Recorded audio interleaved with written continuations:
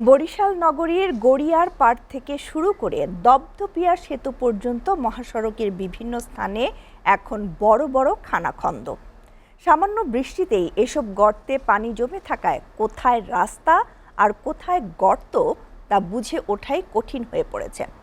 এতে প্রতিদিনই ঝুঁকি নিয়ে চলাচল করছেন হাজারো যাত্রী ও যানবাহনের চালক।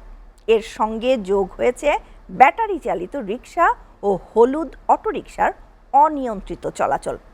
অন্যদিকে নিয়ন্ত্রণহীনভাবে চলাচল করা ব্যাটারি চালিত রিকশা ও হলুদ অটোর কারণে প্রতিনিয়ত ঘটছে ছোট বড় দুর্ঘটনা। দর্শক, নগরবাসীর দুর্ভোগের আরও খবরাখবর জানাতে বরিশাল থেকে আমাদের সাথে সরাসরি যুক্ত হচ্ছেন সহকর্মী মুজিব ফয়সাল। আমরা চলে যাচ্ছি তার কাছে। মুজিব, ব্যাটারি চালিত অটোরিকশা বন্ধে স্থানীয় প্রশাসন কি কোনো ধরনের ব্যবস্থা নিয়েছেন? এই ব্যাপারে কি তথ্য আছে আপনার কাছে?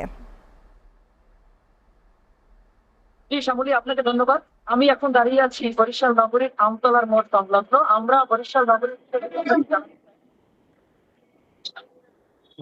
নগরীর শুরু থেকে একদম শেষ পর্যন্ত কিন্তু মধ্য থেকে 12 কিলোমিটারের মতো বরিশাল মহাসড়ক বয়ে গেছে। কিন্তু বরিশাল মহাসড়কের মধ্যে পুরো জায়গা জুড়েই কিন্তু খানাখন্দে ভর্তি রয়েছে। বর্ষা মৌসুমে কিন্তু এখানে প্রচুর গর্ত থাকা সত্ত্বেও কিন্তু মাসের পর মাস গেলেও সেটা রিপেয়ারিং হচ্ছে না। কিন্তু আমরা বরিশাল জেলা সড়ক বিভাগের সাথে কথা বলেছি, নির্বাহী প্রকৌশলী জানিয়েছেন যে বর্ষা মৌসুমের জন্য কিন্তু তারা বেতন দিতে পারছে না।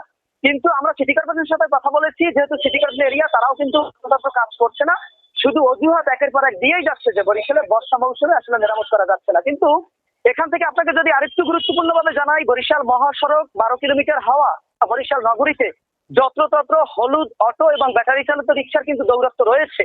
সেখান থেকে কিন্তু নগরীর ভোগান্তির কোনো শেষ নেই। পাশাপাশি মহাসড়কের মধ্যে যে খানাখন্দ এবং ভোগান্তিগুলো রয়েছে, সেই জায়গা থেকে